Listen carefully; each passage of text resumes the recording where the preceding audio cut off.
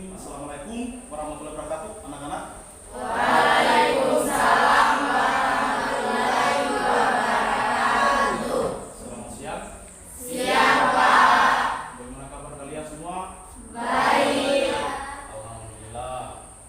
Baik, sebelum kita memulai pembelajaran pada siang hari ini, terlebih dahulu kita berdoa ya. Berdoa dulu secara bersama-sama, nanti doa dipimpin ketua kelas.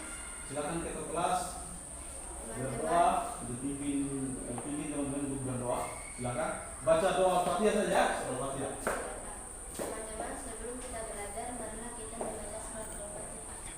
Doa Bismillahirrahmanirrahim. Alhamdulillahirabbil alamin. Arrahmanirrahim. Maliki yaumiddin. Iyyaka na'budu wa iyyaka nasta'in. Ihdinas siratal mustaqim. Siratal ladzina an'amta 'alaihim ghairil maghdubi 'alaihim waladdallin. Doa selesai. Alhamdulillah. Jadi saya bisa sampaikan bahwa menjaga kesehatan itu sangat penting, ya. Jadi anak-anak sebelum datang di sekolah pagi sarapan dulu, karena kesehatan itu begitu penting. Meskipun uangnya kita banyak, tapi kalau kesehatan kita terganggu, uang itu tidak ada gunanya. Betul tidak? Betul. Begitupun sebaliknya, walaupun uangnya kita sedikit, tapi kalau kita sehat, pasti kita nikmati hidup ini. Ya? Oke, selanjutnya Pak Guru akan mengecek kehadiran anak-anak sekalian. Ketua kelas mungkin ada keterangan, ada siswa yang tidak hadir pada hari ini, pada siang ini. Ada yang sakit, Satu orang tidak hadir. orang yang bolos. Tidak ada. Bagus. Saya apresiasi hari ini tidak ada siswa yang bolos ya. Biasanya ada siswa yang bolos ini. Biasanya, toh? Ada. Ya. Baik, untuk lebih jelasnya saya akan panggil namanya satu persatu ya. Kita absen dulu ya. Ya. Agusnia, Hadir, Pak. Dian, Hadir, Pak. Kemal, Hadir, Pak. Alba, Hadir, Pak. Haryono, Hadir, Pak. Kevin, Hadir, Pak. Yan Adiatma, Hadir, Pak. Muhammad Adiatno, Hadir, Pak. Robin, Hadir, Pak. Marsha, Hadir, Pak. Melki, Hadir, Pak. Rizkal, Pak. Alpa ya, Ya. Citra, Hadir, Pak. Harsi, Hadir, Pak. Bintang, Hadir, Pak. Ramayana, Hadir, Pak. Wilda. Hadir, Pak. Ya, jadi yang tidak hadir satu orang keterangannya Alpa. Ya. Ya. Atau dia bolos tadi? Tidak. Oke, selanjutnya karena siang ini saya tahu kita sudah mengantuk. Toh? Sudah lapar semua, sudah?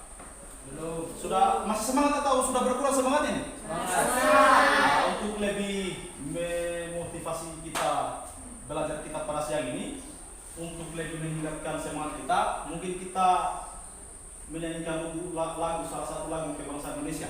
Ya. Ya. Lagu Garuda Pancasila saja. Ya, nanti diikuti teman-teman ya.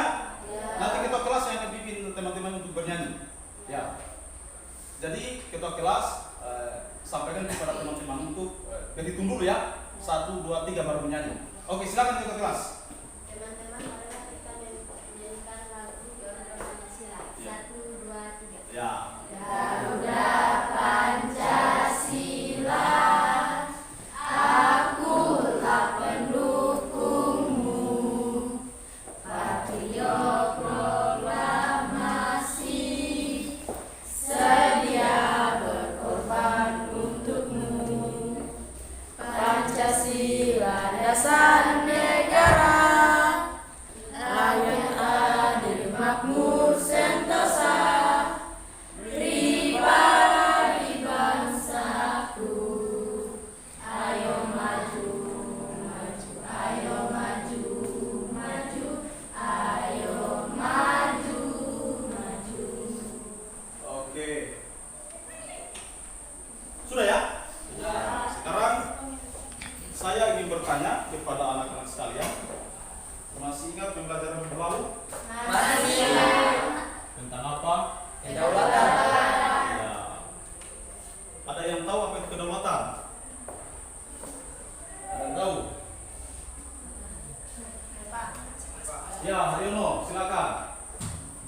Kedaulatan adalah kekuasaan yang tertinggi untuk membuat undang-undang dan dilaksanakan dengan semua cara yang tersedia. Ya, benar sekali jawaban Haryo. Jadi kedaulatan itu adalah kekuasaan tertinggi yang dilaksanakan dan harus dilaksanakan sesuai dengan cara yang tersedia. Ya. Seperti ya. Oke. Kemudian selanjutnya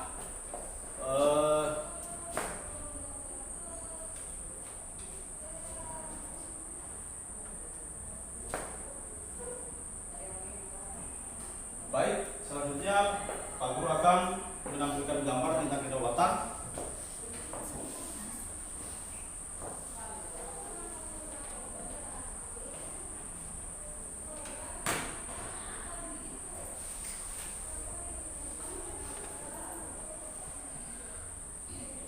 Iya. Ini gambar apa? Tentang kedaulatan. Hanya gambarnya iya. Ada yang tahu apa itu kepanjangan TNI? Ya, silakan. Minta.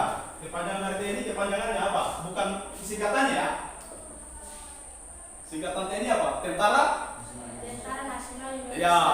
Kemudian ada yang tahu salah satu tugas pokok TNI apa? Ya. Silakan Intan. Salah satu tugas pokok TNI yaitu menjaga kedaulatan NKRI, Pak. Iya, jadi salah satu tugas pokok TNI itu menjaga kedaulatan NKRI.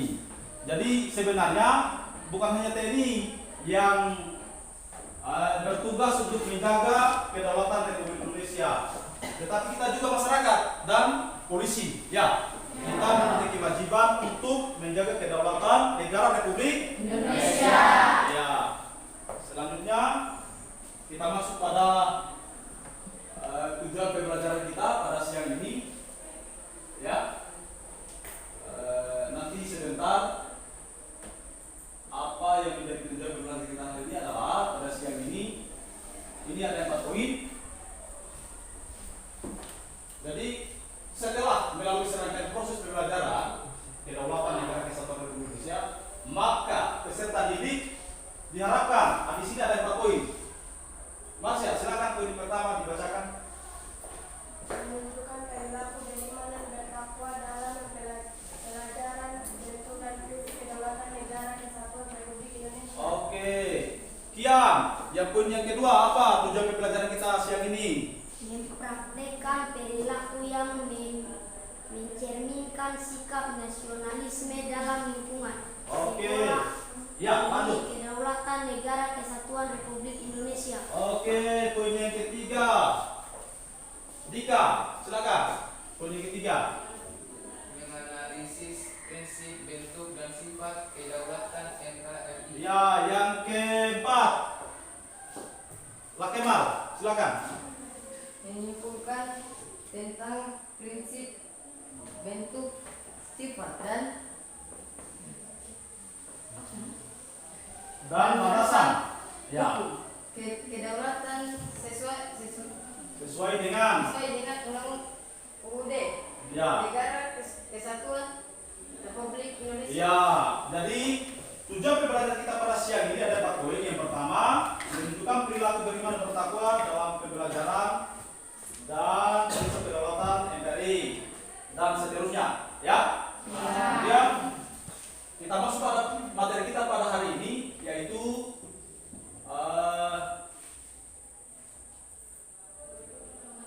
yang ini. Jadi materi pokok kita pada pertemuan kali ini adalah kedaulatan negara kesatuan Republik Indonesia. Ya, tadi anak-anak sekalian sudah menyampaikan apa itu kedaulatan. Ya, tadi ada beberapa orang teman kalian sudah menyampaikan apa maksud daripada kedaulatan. Nah, sekarang kita masuk pada materi pokok yang akan Pak Guru sampaikan di sini, bahwa hari ini adalah kita berdiskusi. Minggu lalu saya sudah membentuk kelompok diskusi, ya kan? Ya. Ya. Terdiri dari 4 kelompok, kelompok 1, 2, 3, dan 4. Nah, dan hari ini materi kita adalah kedaulatan, di mana masing-masing kelompok akan mendiskusikan topik dari masalah kedaulatan. Ya. Oke. Baik. Pak Guru akan bagikan materinya. Sudah ya?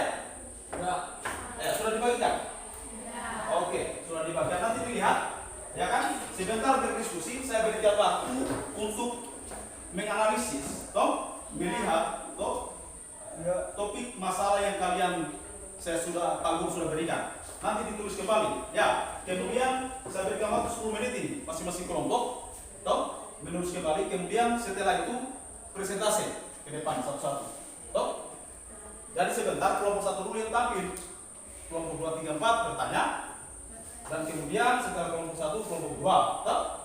Oke, kemudian sampai seterusnya. Begitu ya, bisa dipahami ya? Ya. Oke, saya tampilkan dulu video kali ini tentang separatisme, Ah,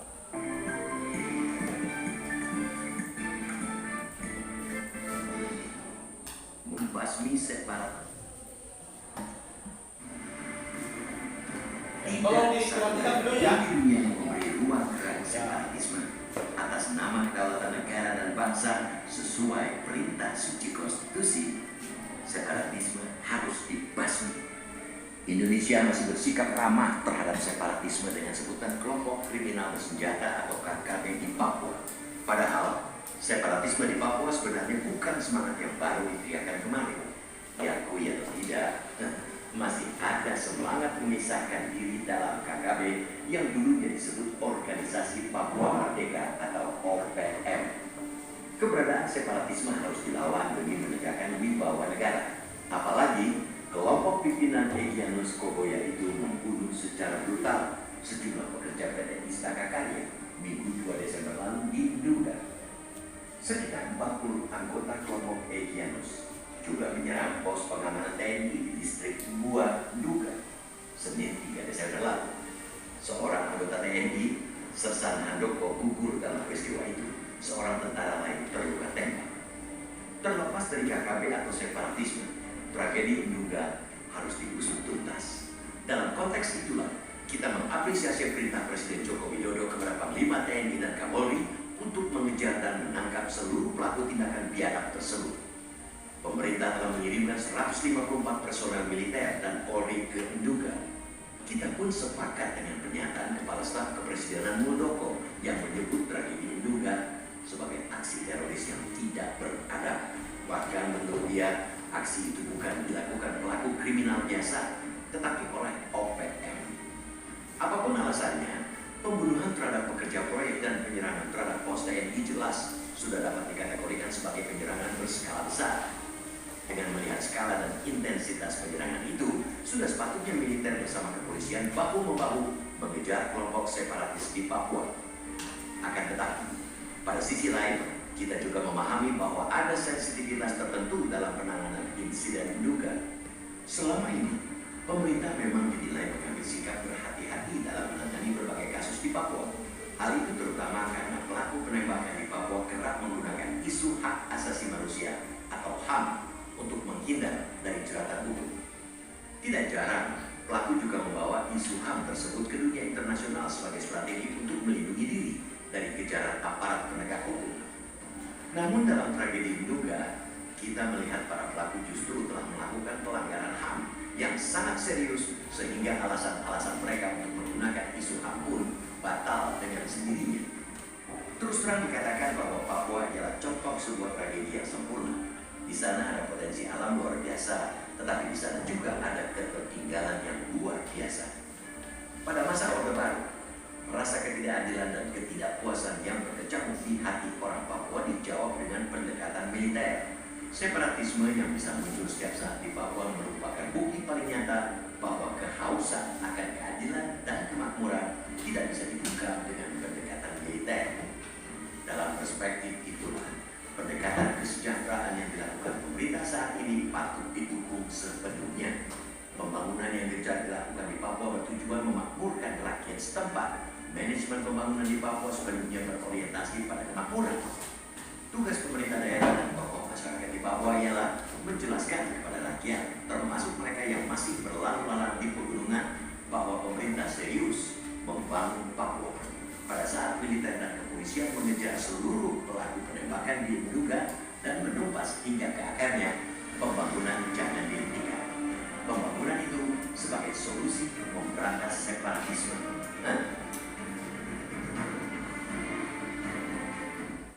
Ya.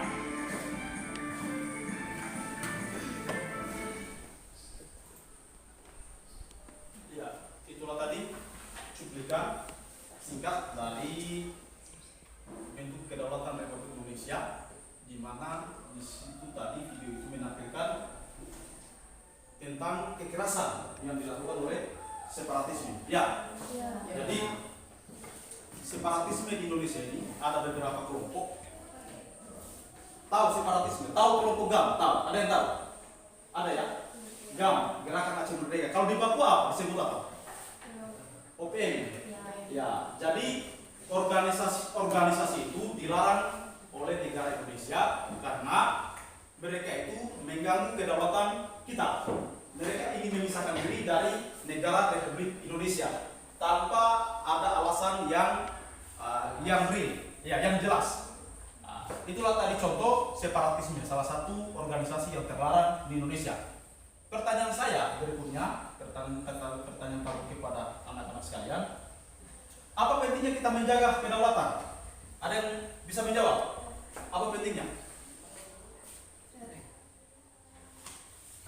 Iya, silakan Mas ya.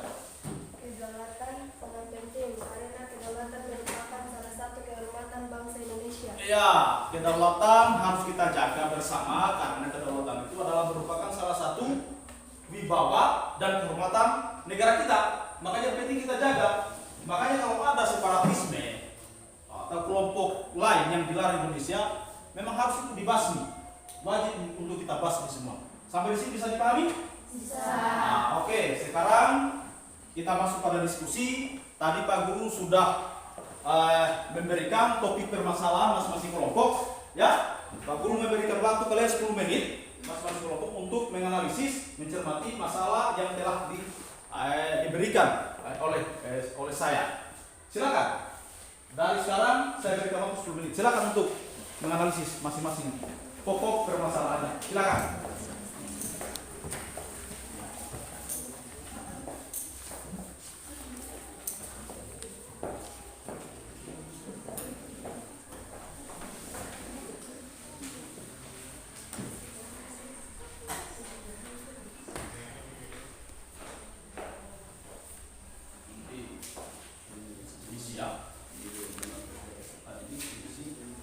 Ketua kelompoknya menulis materi saja. Iya, tulis saja yang ini diisi ya. Ini lembar presentasi diisi. Sesuai dengan tema yang kalian beri. Ya. Ini temanya apa di sini? Bentuk ya. Lantas umumnya. Kelompok satu apa? Topik permasalahannya apa kelompok satu? Hakikat dan teori kedaulatan. Oke. Yang isi di LK-nya hakikat dan teori kedaulatan. Jawab saya di sini. Misalnya ini satu, tulis satu sini. Oh, ini tentang apa dia? Landasan hukum berarti di sini. Ini tulis nomor 4 sini. Gitu saja. Oh, kalian kelompok berapa? Ini kalian landasan hukum. Kalian sudah semua LKPD-nya? Oke, jawab. Mari siap. Ini masing-masing ini meskipun dalam kelompok, tetapi penilaiannya berseorang penilai individu. Nanti ditulis namanya dari kelompoknya, ya kelasnya, ya. Ketua kelas catat yang apa yang ditulis di sini. Kalian kelompok berapa? Di sini materi topik permasalahan apa? Prinsip. Jawab di sini prinsip. Nomor 2. Ya? Bisa dipahami? Ya. Silakan kerja. 10 menit saya berikan waktu. Kemudian sebentar mempresentasikan atau menyajikan hasil diskusinya. Tulis jawabannya di sini. Ya, tapi itu tidak perlu. Yang sajikan dengan Pak.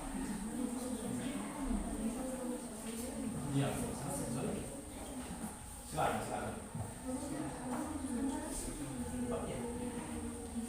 Ketua tidak tunggu. Kau ketua mana?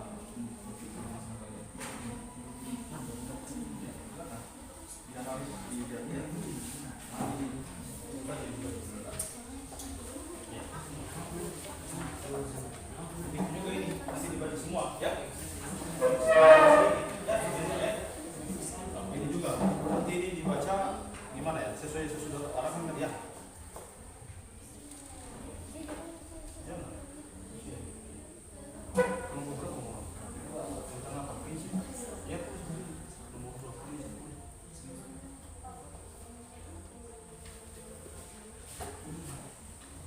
Tidak sesuai dengan kalian saja. Kalian bisa. Ya. Bisa juga lihat pakai supaya bisa. Di sini bisa dapat. Bukan prinsip lain. Boleh di sini. Prinsip apa semua? Begitu maksudnya. Ya. Kalian. Iya, nomor 3 ini tulis 3 kedaulatan dan sifat kedaulatan apa? Tulis di sini. Ini semua. Begitu. Bisa kemudian kita di sini. Ini materinya apa? Kita lihat materi. Kedaulatan ini aku pakai. Bab 3 kedaulatan ini bab 3. Jadi kedaulatan ini bab 3. Coba dilihat di buku kedaulatan itu bab 3.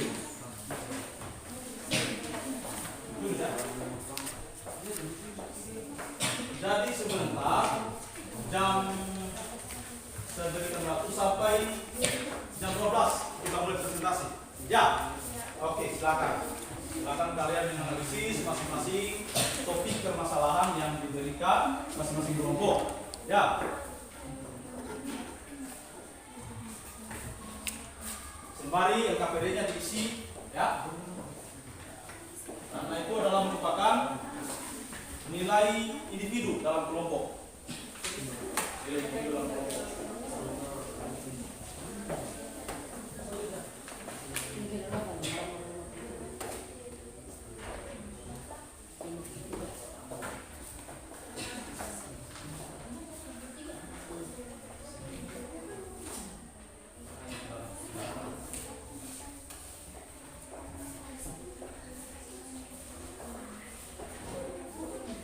Ada yang bisa dibantu? Ada yang mau dibantu? Bisa ya? Tulis dengan ITD. Nanti kalau baca bisa digambar.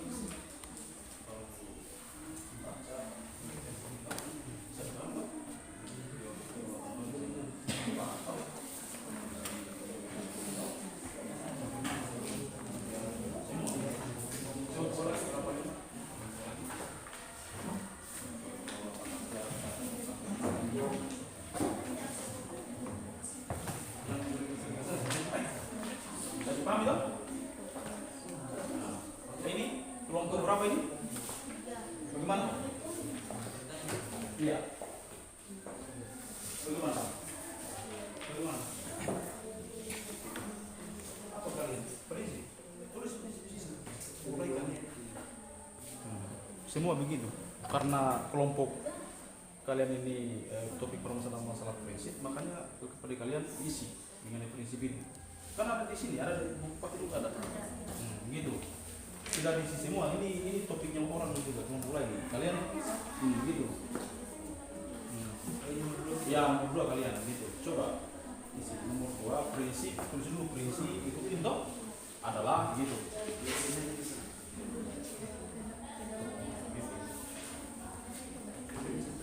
Ada di sini kayaknya. Mana? Mana di sini? Ada ini kayaknya. Ini prinsipnya. Ya, tulis sampai di sini ya. Pokoknya ambil saja yang penting. Toh? Gitu.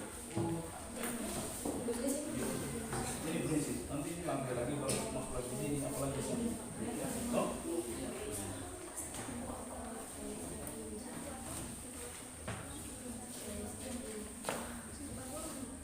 Ya. Bagaimana? Iya, tulis. Tulis semua. Ya.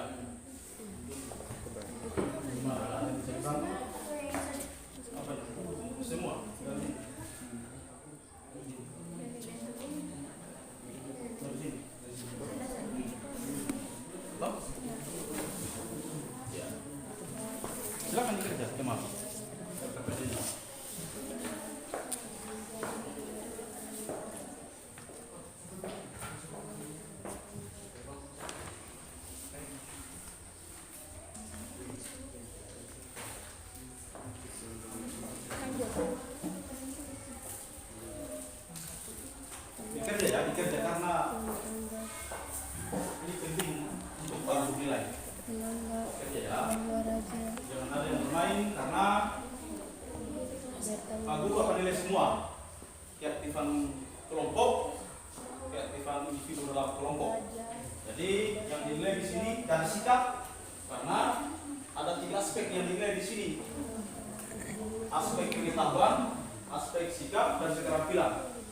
Nah, aspek pengetahuan itu pada saat kalian mengisi LKPD ini. Kemudian aspek sikap pada saat kalian berdiskusi, apakah ada yang mandir, ada yang tidak serius, ada yang ribut, ada yang keluar masuk ruangan, itu masuk penilaian aspek sikap semua. Ya, makanya di bawah Pak Guru di sini diikuti diskusi dengan baik, dengan seksama, dengan serius, karena semua akan dinilai. Kemudian aspek yang ketiga, aspek keterampilan yang dinilai itu adalah pada saat peserta didik menyajikan atau mempresentasikan hasil diskusinya di depan kelas. Nah, itu adalah masuk pada aspek keterampilan. Itu yang dinilai. Tulisannya itu juga dinilai sebentar. Nah, itu. Kemudian kata-katanya bagaimana sopan atau tidak, itu juga akan dinilai. Silakan kerja waktu anak-anak sekalian, tinggal 5 menit. Nanti sebentar kelompok 1 yang akan tampil pertama untuk menyajikan, mempresentasikan hasil diskusinya sesuai dengan topik permasalahan yang telah diangkat. Begitu.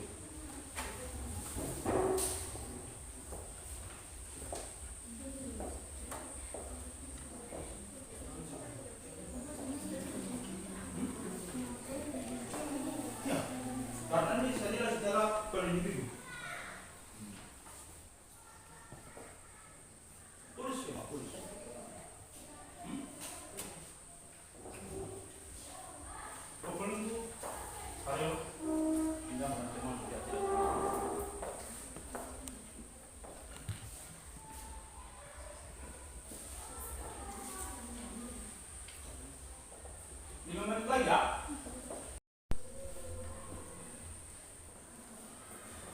Sudah? Ya. Silakan dikerja, dianalisis, dicermati pokok permasalahannya apa. Jadi semua peserta dalam kelompok harus aktif ya. Harus aktif, diusahakan aktif semua karena akan dinilai oleh Pak Guru.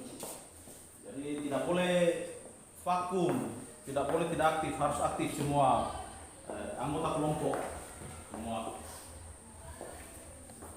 Ya kamu sudah? Bagaimana KPD-nya? Ya sedikit lagi ya. Silakan Kemal. Kemal ini agak lambat ya. Seharusnya dikembalikan dia sudah dulu Kemal. Nah. Belajar lagi menulis Kemal ya. Belajar untuk menulis. Belajar terus di rumah. Apalagi anak-anak sekalian ini sudah masuk pada kelas 9. Kelas 9 itu adalah kelas ujian yang dimana lagi sebentar lagi kalian akan meninggalkan, anak-anak akan meninggalkan SMP menuju ke jenjang yang lebih tinggi lagi yang SMA. Nah, jadi diperlukan waktu kalian harus diperbanyak untuk belajar karena kalian ini semua adalah kelas ujian. Jadi harus belajar, ditingkatkan belajarnya, rajin datang di sekolah, tidak boleh malas, tidak boleh bolos. Silakan dianalisis, silakan. Kalau ada hal yang tidak dimengerti, ditanyakan kepada guru. Kalau ada hal yang belum dimengerti, yang belum dipahami, silakan ditanyakan.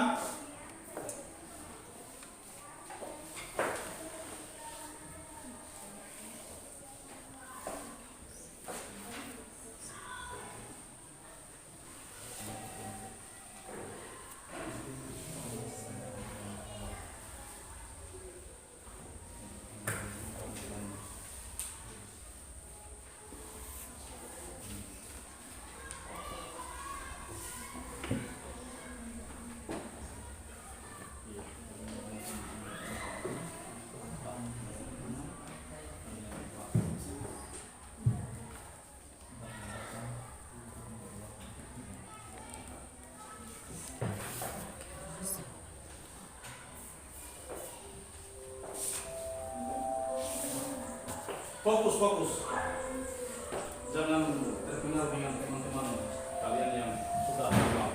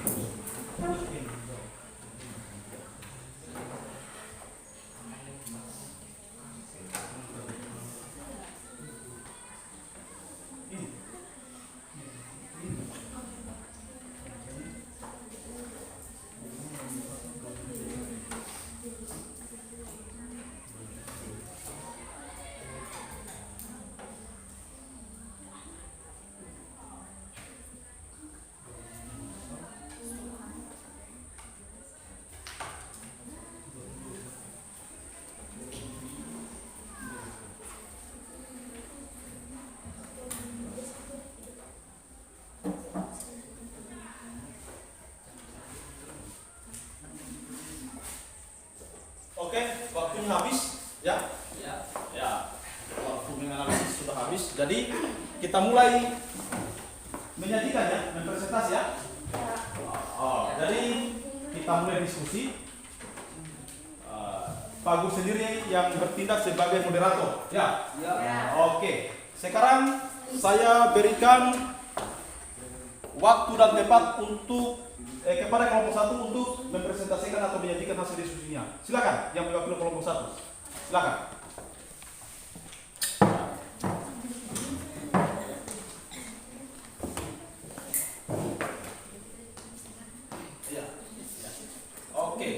Silakan. Assalamualaikum warahmatullahi wabarakatuh. Waalaikumsalam warahmatullahi wabarakatuh. Ya, sabar, tolong kelompok lain disimak baik-baik. Kalian berhak untuk menyangga atau bertanya kepada kelompok penyaji. Ya. Oke, silakan lanjut kelompok 1. Saya perwakilan dari kelompok 1 ingin membacakan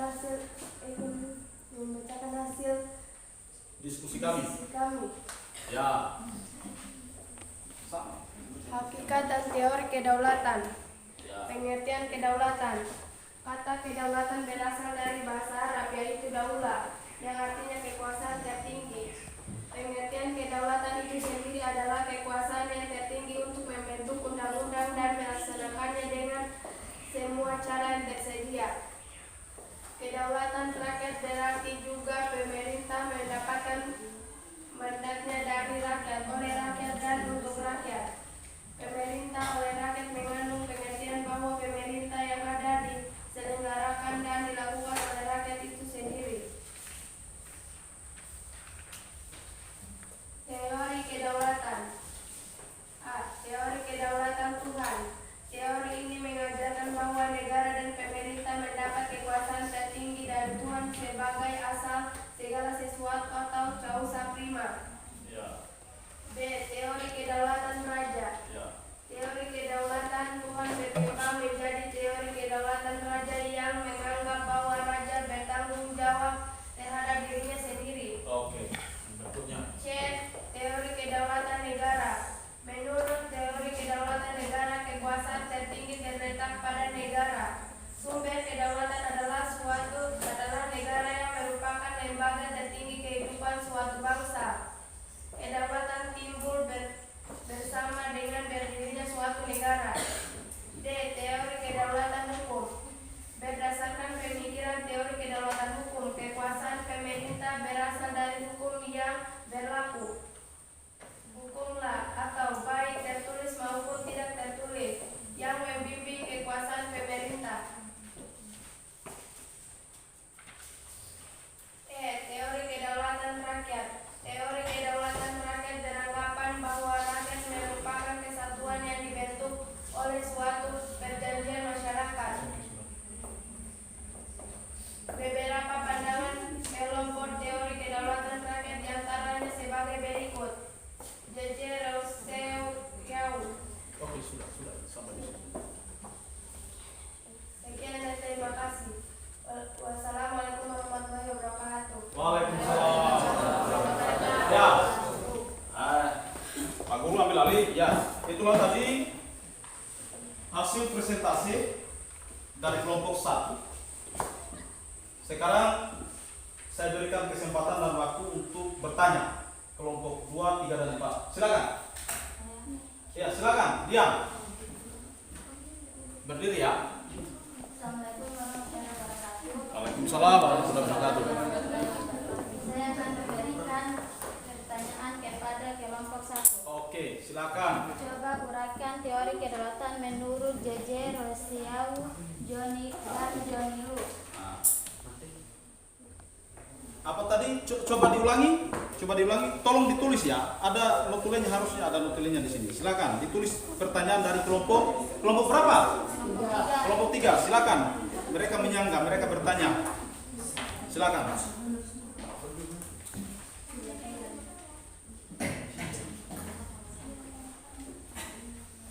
Oke, coba diulangi pertanyaannya. Coba uraikan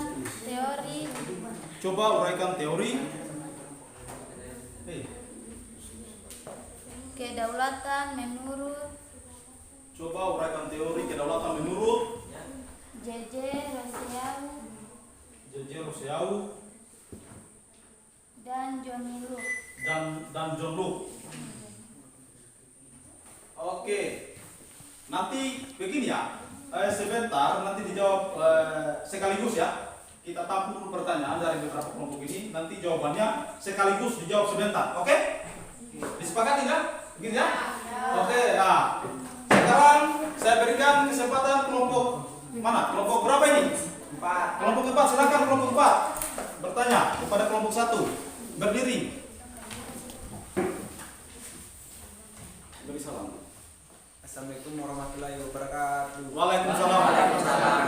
Ya. Wabarakatuh. Ya. Pertanyaan untuk kelompok 1. Ya, silakan.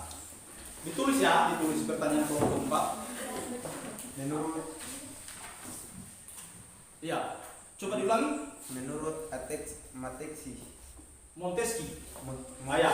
Menurut Montesquieu, tulis saja Montesquieu. Lanjut, apa lagi? Pembagian kekuasaan dalam negara. Pembagian kekuasaan dalam negara menurut Montesquieu, pembagian kekuasaan dalam negara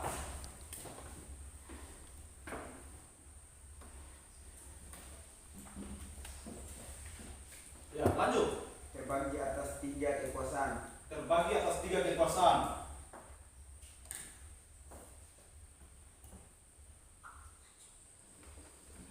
Terbagi atas 3 kekuasaan. Oke, lanjut. Coba diuraikan ketiga kekuasaan itu. Iya, coba diuraikan ketiga kekuasaan itu. Oke, sekarang pertanyaan kelompok berapa ini? Kelompok 2, ada yang mau ditanyakan? Ada. Silakan. Silakan Robin bertanya kepada kelompok 1.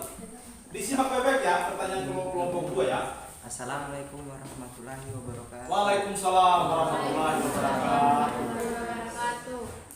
Saya dari kelompok 2 akan memberikan pertanyaan kepada kelompok 1. Oke, silakan. Simak baik-baik pertanyaan kelompok 2. Ya, lanjut. Coba berikan contoh Iya. Coba berikan contoh.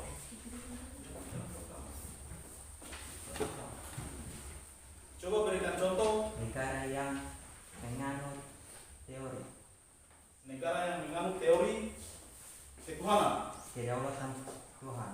kedaulatan Tuhan.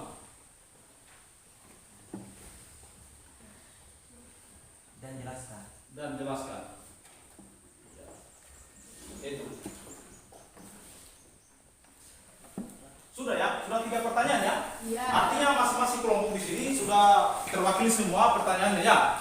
Ya. Kelompok 2, 3 dan 4 sudah mengajukan sebuah pertanyaan untuk kelompok 1. Jadi, kenapa mereka bertanya? Karena ada hal-hal yang belum dipahami tentang materi permasalahan Anda. Silakan. Saya berikan waktu untuk menjawab. Kelompok 1 menjawab pertanyaan dari kelompok 2, 3 dan 4. Silakan. Mungkin Citra bisa menjawab.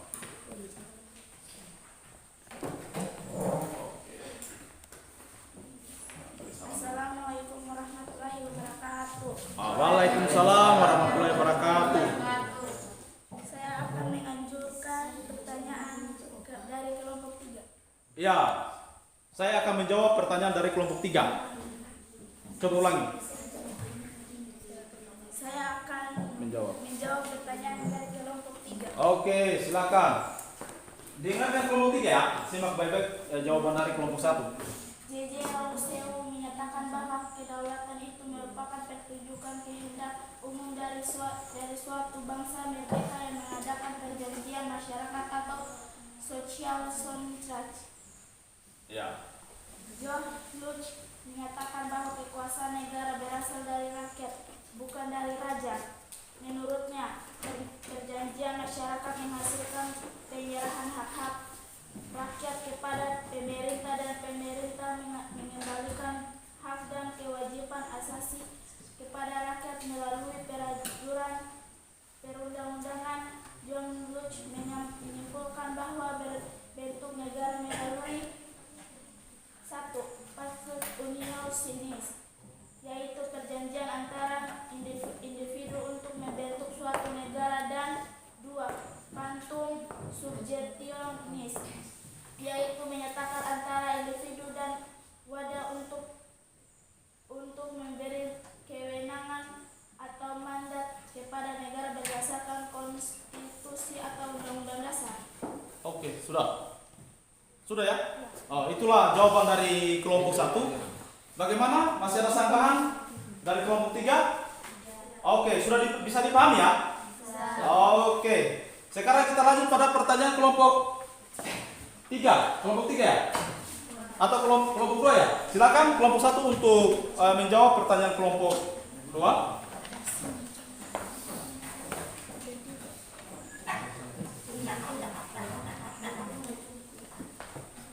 Silakan. Assalamualaikum warahmatullahi wabarakatuh. Waalaikumsalam warahmatullahi wabarakatuh. Saya akan menjawab pertanyaan dari kelompok 2.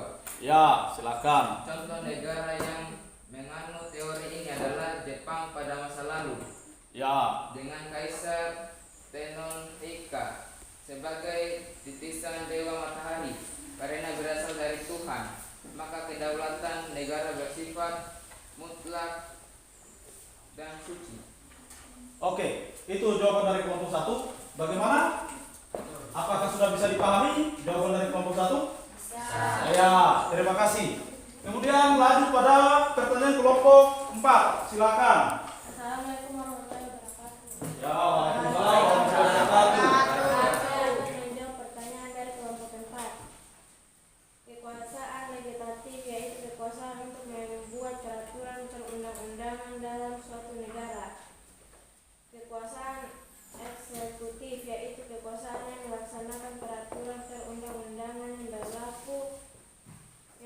Kekuasaan eksekutif Ya. yang disebut sebagai kekuasaan yang menjalankan pemerintah, dan kekuasaan yudikatif yaitu kekuasaan untuk menegakkan peraturan perundang-undangan yang berlaku apabila terjadi pelanggaran.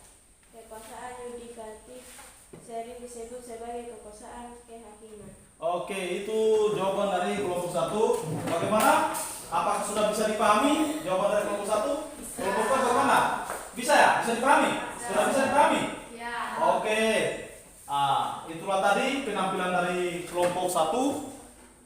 Sangat baik dan sangat bagus sekali.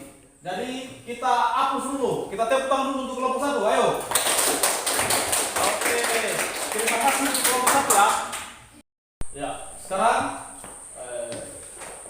tiba giliran kelompok 2 untuk mempresentasikan hasil diskusinya. Kelompok 2 mana? Silakan kelompok 2. Kelompok lain disimak ya, diperhatikan, didengarkan, sehingga sebentar ada yang tidak dipahami bisa disanggah dan dipertanyakan. Oke? Ya, silakan kelompok 2. Assalamualaikum warahmatullahi wabarakatuh. Waalaikumsalam warahmatullahi wabarakatuh. Saya dari kelompok 2 akan membacakan hasil diskusi kami. Ya, silakan. Yang bertema prinsip kedaulatan negara Republik Indonesia. Ya. Prinsip kedaulatan negara Republik Indonesia berdasarkan paparan di atas dan menurut tim Kemdikbud atau 2017 halaman 61. Prinsip kedaulatan negara Republik Indonesia adalah sebagai berikut. 1. Negara Indonesia adalah negara kesatuan yang berbentuk republik. 2. Kedaulatan berada di tangan rakyat dan dilaksanakan menurut Undang-Undang Dasar. 3. Negara Indonesia adalah negara hukum. 4. Presiden tidak dapat membekukan dan membubarkan Dewan Perwakilan Rakyat. 5. Menteri-menteri diangkat dan diberhentikan oleh Presiden. 6. MPR hanya dapat memberhentikan Presiden dan Wakil Presiden dalam masa jabatannya menurut Undang-Undang Dasar. Prinsip negara kedaulatan rakyat memiliki hubungan yang erat dengan makna demokrasi atau pemerintah kerakyatan. Dalam perkembangannya, demokrasi mengalami pasang surut. Hal itu faedah demokrasi harus menerapkan sejumlah syarat agar dapat berjalan dengan baik. Sejumlah syarat dasar untuk terselenggaranya pemerintah yang demokratis di bawah rule of law menurut Budiarjo 2013 adalah sebagai berikut. 1. Perlindungan konstitusional. 2. Badan kehakiman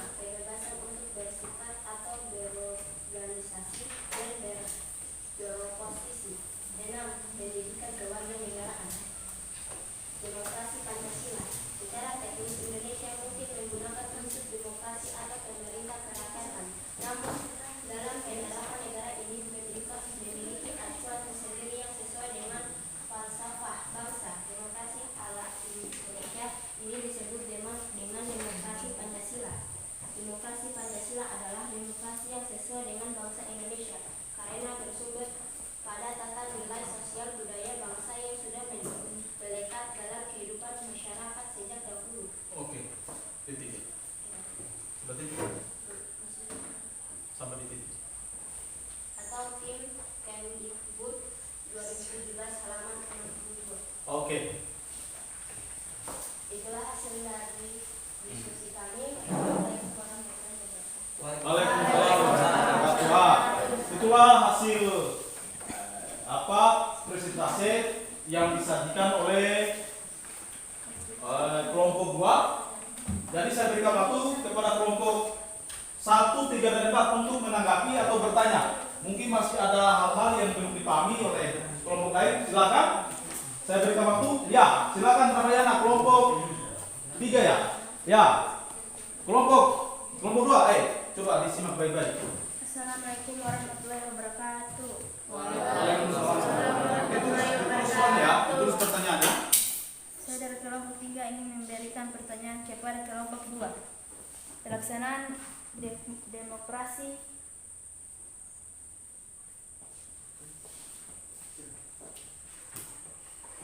di Indonesia dilakukan dengan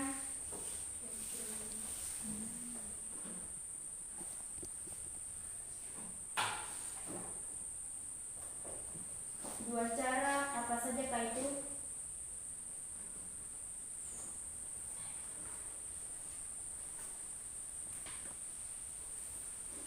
Coba berikan contoh.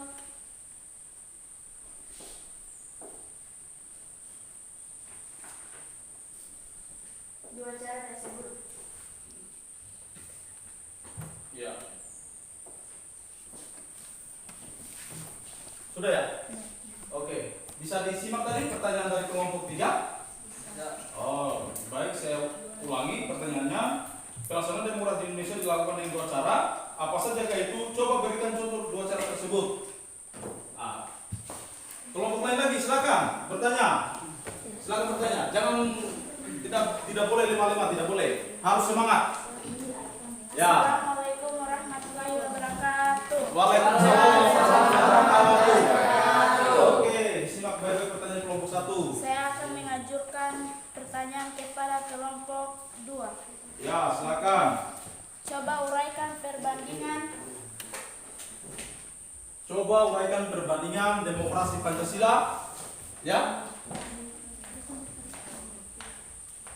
Coba uraikan perbandingan apalagi? demokrasi Pancasila, Ya, apalagi? demokrasi liberal, Ya, dan sosialis. ya. Jadi perbandingannya, maksud dari pertanyaan kelompok 1, perbandingan demokrasi Pancasila, liberal dan sosial. Ya. Ya. Nah, silakan kelompok 4 lagi bertanya, silakan. Oke, Kian silakan. Disimak baik-baik pertanyaannya ya. Assalamualaikum warahmatullahi wabarakatuh. Waalaikumsalam warahmatullahi wabarakatuh. Saya dari kelompok 4 akan memberikan pertanyaan kepada kelompok 2. Oke, silakan Kian. Coba uraikan asas-asas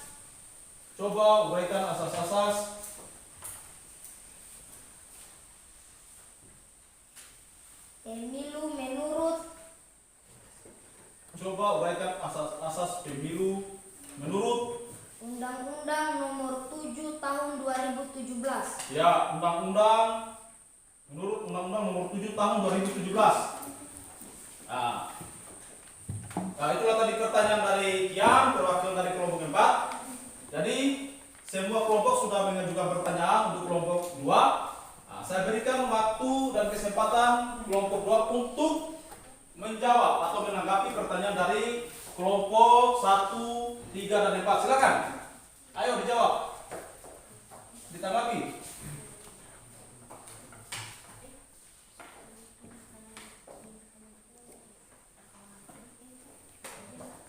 Ya, boleh dijawab dari kelompok 4 dulu atau kelompok 3 dulu. Ya, silakan. Pak Intan ya.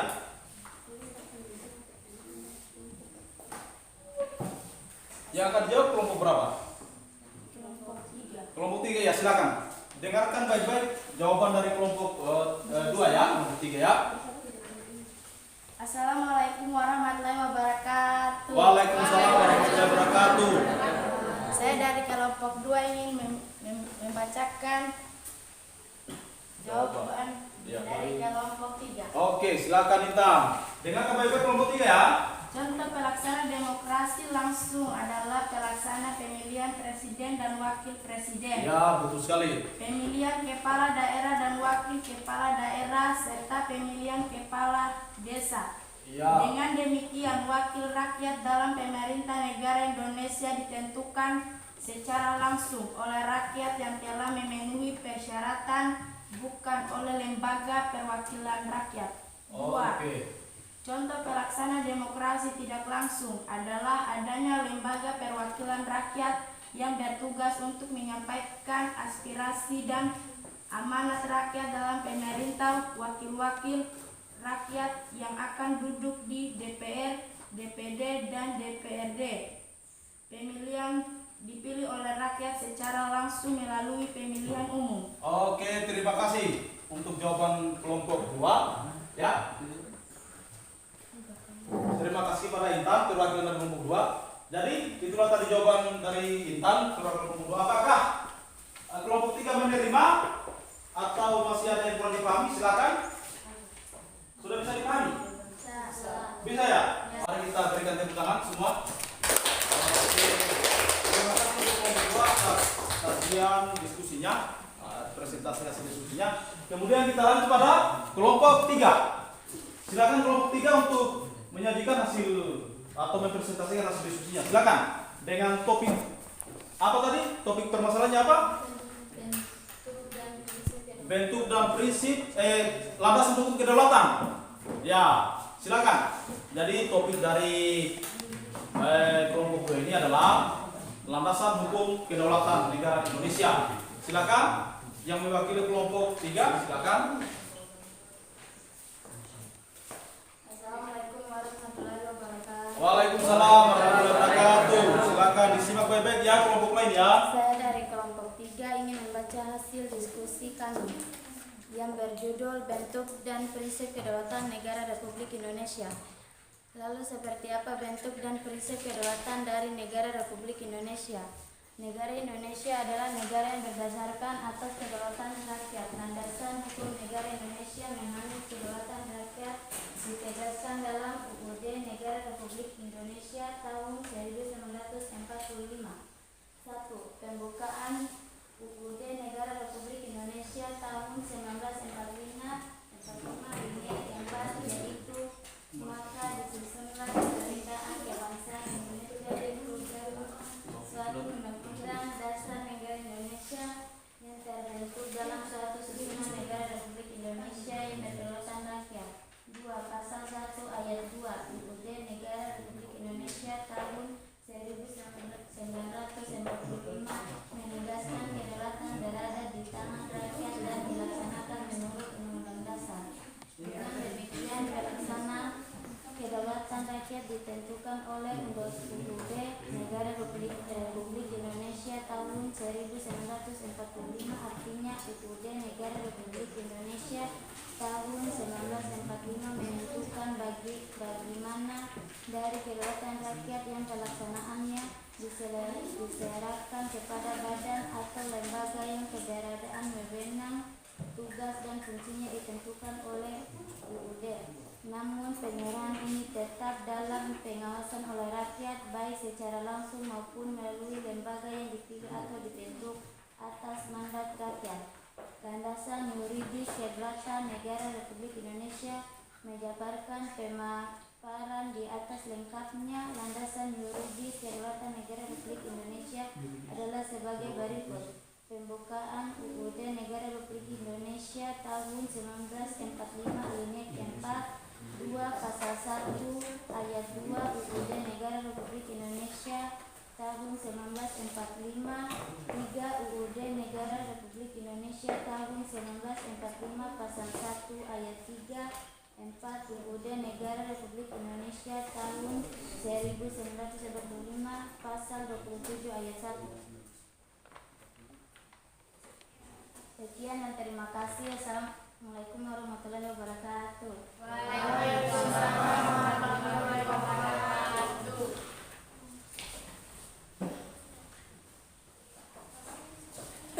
Sudah?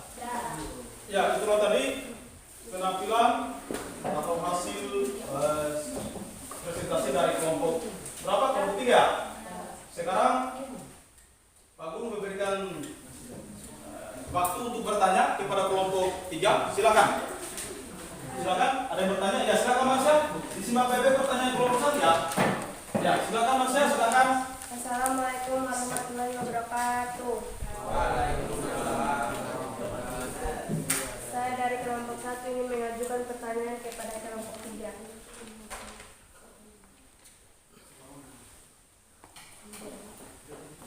Bagaimana bunyi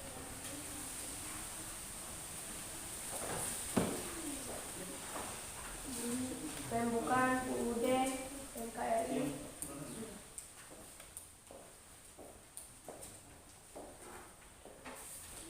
tahun 1945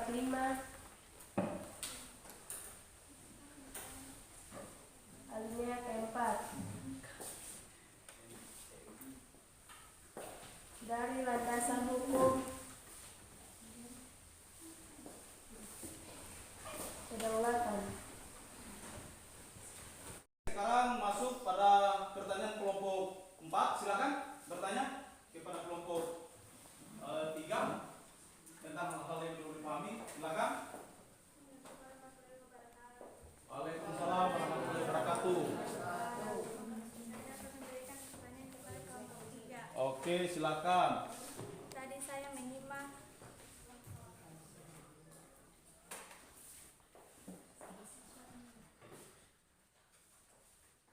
bahwa landasan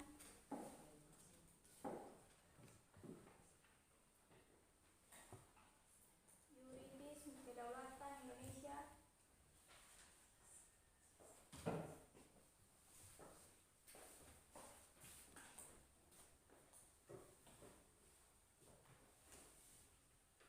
salah satunya adalah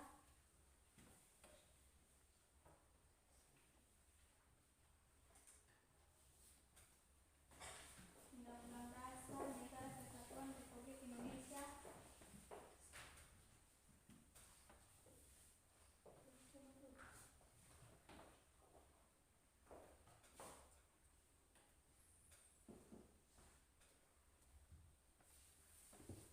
tahun 1945 pasal 1 ayat 3.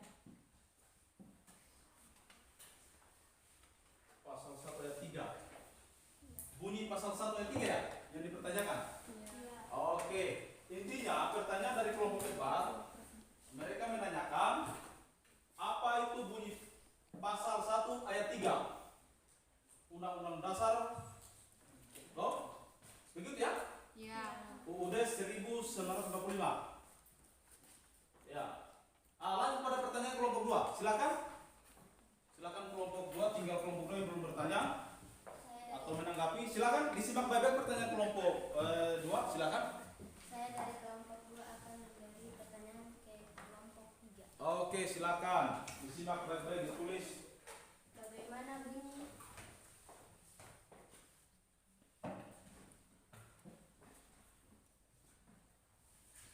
pasal 27 ayat 1? Tolong dijelaskan. Bagaimana bunyi pasal 27 ayat 1? Dijelaskan ya. Itu bunyinya ya. Ya, silakan saya berikan waktu kelompok 3 untuk menjawab. Silakan. Jawab dulu pertanyaan kelompok 1. Assalamualaikum warahmatullahi wabarakatuh. Ya, waalaikumsalam warahmatullahi wabarakatuh. Saya akan menjawab pertanyaan dari kelompok 1. Ya, apa tadi pertanyaannya? Bagaimana bunyi pembukaan Undang-Undang NKRI tahun 1945 alinea keempat dari landasan hukum kedaulatan? Oke, alinea keempat. Ya, silakan. Maka disusunlah kemerdekaan kebangsaan Indonesia itu dalam suatu Undang-Undang Dasar Negara Indonesia yang terbentuk dalam suatu susunan negara Republik Indonesia yang berkedaulatan rakyat. Oke, bisa dipahami? Ya, bisa dipahami ya? Itulah jawaban dari kelompok 3 dari pertanyaan kelompok 1. Ada atau masih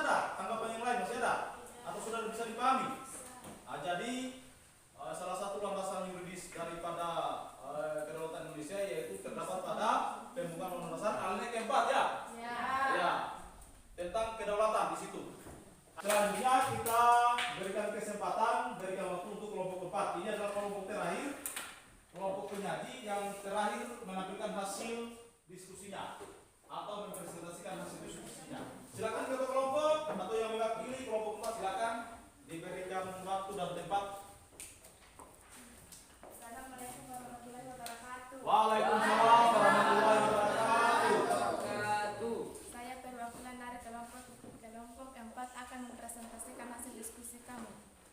Ya, silakan. Bentuk kedaulatan adalah atau kekuasaan tertinggi suatu negara terdiri atas dua bentuk, yaitu kedaulatan ke dalam dan kedaulatan ke luar.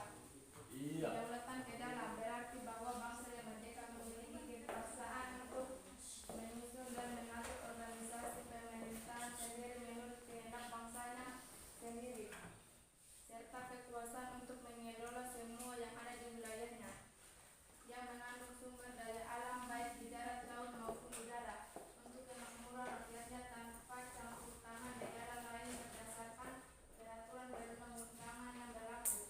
Kedaulatan keluar berarti mempunyai kekuasaan untuk berhubungan dan bekerjasama dengan bangsa lain yang terjadikan oleh kekuasaan lain. Contoh pelaksanaan kedaulatan keluar antara lain mengadakan perjanjian dengan negara lain, menyatakan perang atau perdamaian, ikut serta dalam organisasi internasional dan sebagainya.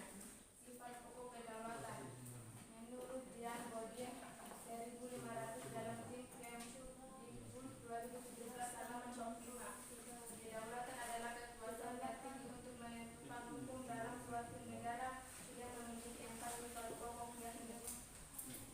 Asli, artinya kekuasaan tidak berasal dari kekuasaan lain yang lebih tinggi. 2. Permanen, artinya kekuasaan itu tetap ada sepanjang negara tetap berdiri walaupun pemerintahan silih berganti. 3. Tunggal, artinya kekuasaan itu merupakan satu-satunya dalam negara dan tidak dibagikan kepada yang lain. Serta 4. Tidak terbatas, artinya kekuasaan itu tidak dibatasi oleh kekuasaan lain. Sekian dan terima kasih. Wassalamualaikum warahmatullahi wabarakatuh. Waalaikumsalam warahmatullahi wabarakatuh. Wah, itulah tadi hasil presentasi dari kelompok 4. Silakan kelompok lain mengajukan pertanyaan atau sanggahan. Silakan. Ya, silakan. Assalamualaikum warahmatullahi wabarakatuh. Saya akan mengajukan pertanyaan dari kelompok 4. Ya, sanggahan ya, bukan pertanyaan. Ya, silakan.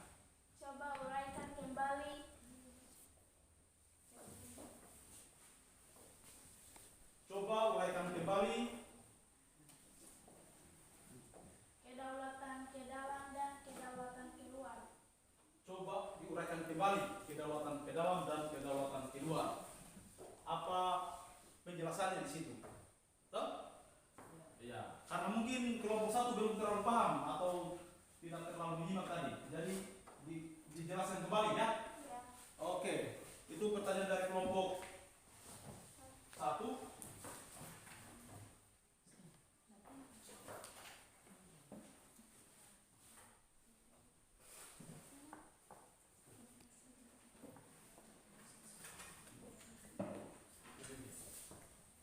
Ya, silakan kelompok 3 bertanya atau sang menyanggah kelompok 4.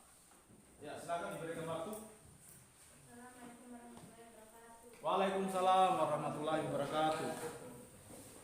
Saya dari kelompok 3 akan memberikan pertanyaan untuk kelompok 4. Ya, Coba jelaskan contoh kedaulatan ke dalam dan kedaulatan keluar. contohnya ya. Jelaskan contoh. Coba dijelaskan contoh Kedaulatan ke dalam. ke dalam dan kedaulatan keluar. Ya, itu pertanyaan dari kelompok 3. Bisa dipahami pertanyaannya? Bisa? Oke. Lanjut pada atau sebelum kita lanjut pada pertanyaan pada kelompok 2, coba diperhatikan dulu kelompok 4, coba jawab dulu atau jelaskan dulu pertanyaan dari kelompok 1 dan 2 sebelum kita lanjut pada kelompok 2 yang bertanya. Silakan.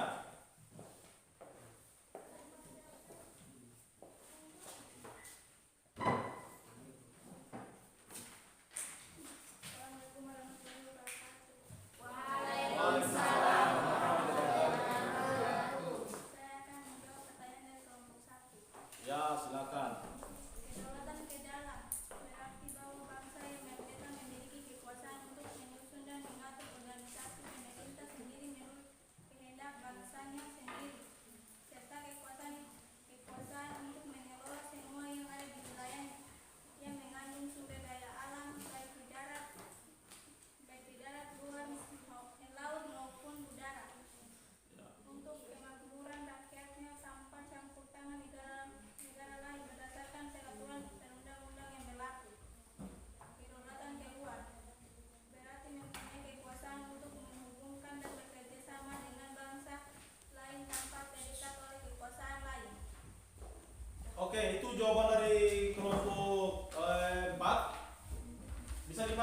satu? Bisa. Atau masih ada yang dipertanyakan? Masih ada hal yang belum dipahami?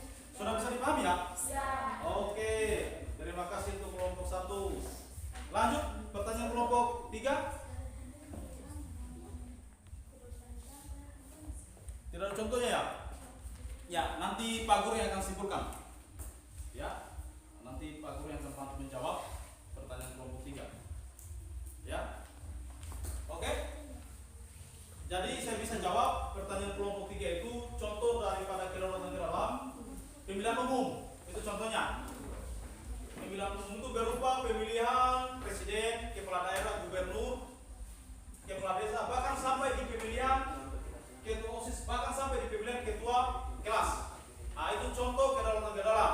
Nah, contoh kedaulatan keluar, kerjasama antara negara Indonesia dengan negara lain, baik di bidang sosial, ekonomi, hukum, pertahanan dan lain sebagainya. Sudah bisa dipahami? Bisa. Oke. Nah, itulah tadi penampilan terakhir kelompok 4. Ya, sangat baik dan bagus sekali. Mari kita berikan aplaus kepada kelompok 4. Ya. Jadi semua kelompok sudah tampil ya? Ya.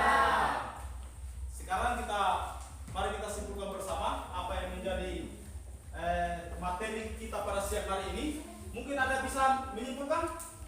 Albar, bisa? Siapa yang bisa menyimpulkan materi kita pada siang ini? Bisa. Iya, silakan Albar. Kedaulatan adalah merupakan kehormatan bagi Indonesia yang harus dijaga dengan baik oleh semua warga negara Indonesia. Oke, masih ada yang lain? Iya, silakan. Ya. Kedaulatan berasal dari bahasa Arab yaitu daulah yang artinya kekuasaan tertinggi. Kedaulatan adalah kekuasaan yang tertinggi untuk membuat undang-undang dan melaksanakannya dengan semua cara yang tersedia. Iya, semua jawaban dari anak-anak sekalian baik dan bagus sekali. Jadi saya simpulkan ya, sebelum kita akhiri pertemuan kita pada siang ini, saya simpulkan dulu apa yang menjadi materi kita pada pertemuan kali ini. Jadi yang pertama, hakikat kedaulatan adalah merupakan kekuasaan tertinggi ya, untuk membuat undang-undang dan melaksanakannya sesuai dengan cara yang tersedia. Ya, kemudian masuk pada teori kedaulatan. Teori kedaulatan adalah berapa? Pertama, teori kedaulatan Tuhan, ya. Teori kedaulatan raja, teori kedaulatan negara, teori kedaulatan hukum, dan teori kedaulatan rakyat. Nah, masuk pada prinsip kedaulatan. Prinsip kedaulatan ada berapa di situ tadi? Ada berapa poin? Coba dilihat. Mana prinsip kedaulatan? 6. Coba dibacakan. Ayo, silakan ketua kelas, perwakilan dari kelompok 2.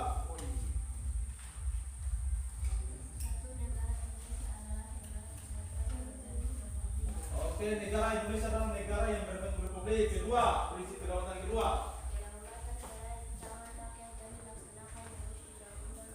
Oke, kedaulatan berada di tangan rakyat dan dilaksanakan berdasarkan Undang-Undang Dasar. Oke, yang ketiga. Oke, negara Indonesia adalah negara hukum. Yang keempat. Presiden tidak dapat menjatuhkan dan membubarkan Dewan Perwakilan Rakyat. Presiden tidak dapat membekukan atau membubarkan Dewan Perwakilan Rakyat. Oke, silakan lanjut. 5. Menteri-menteri diangkat dan diberhentikan oleh Presiden. Oke, menteri-menteri diangkat dan diberhentikan oleh Presiden. Yang terakhir. 6. MPR hanya dapat memberhentikan Presiden dan atau wakil Presiden dalam masa jabatan yang menurut Undang-Undang. Oke, itu yang terakhir ya. Kemudian masuk pada bentuk kedaulatan. Bentuk kedaulatan ada berapa? Ada 2 ya. Bentuk kedaulatan ke dalam dan bentuk kedaulatan keluar. Kemudian sifat kedaulatan ada berapa? Sifat pokoknya asli, tunggal, permanen, dan tidak terbatas. Ya. Sebelum kita mengakhiri pembelajaran kita pada siang ini, mungkin ada tugas rumah yang akan Pak Guru berikan. Nanti dikerjakan di rumah ya. Waktu pengumpulannya nanti disetor minggu depan, pertemuan minggu depan ya. Jadi tugas di sini, tugas individu ada 2 nomor ya. Nanti ditulis,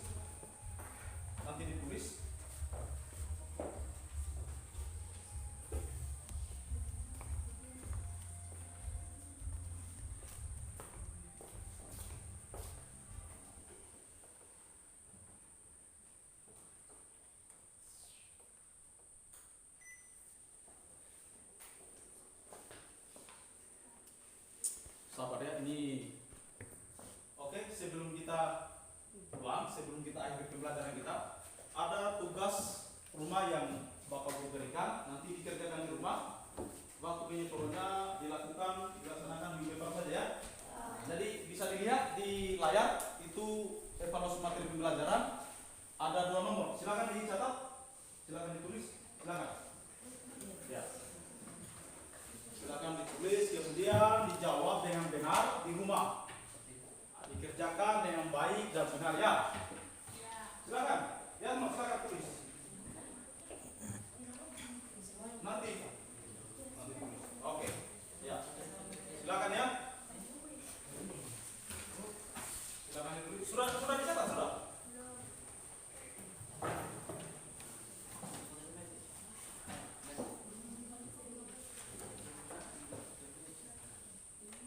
Silakan dicatat tugas rumahnya. Albar, silakan. Oh iya. Nanti disalin ulang. Silakan.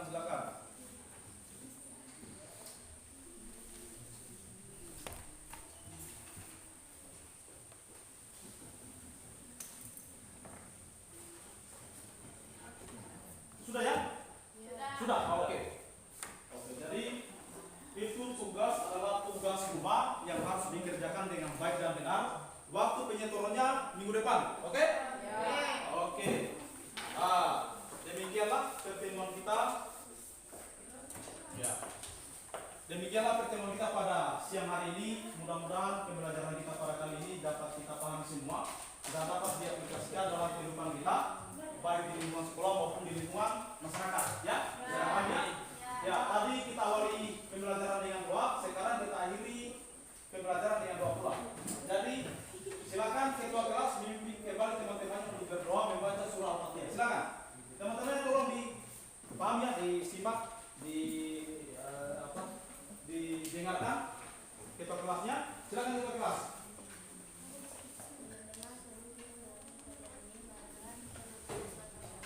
Ya. Doa dimulai, ayo berdoa.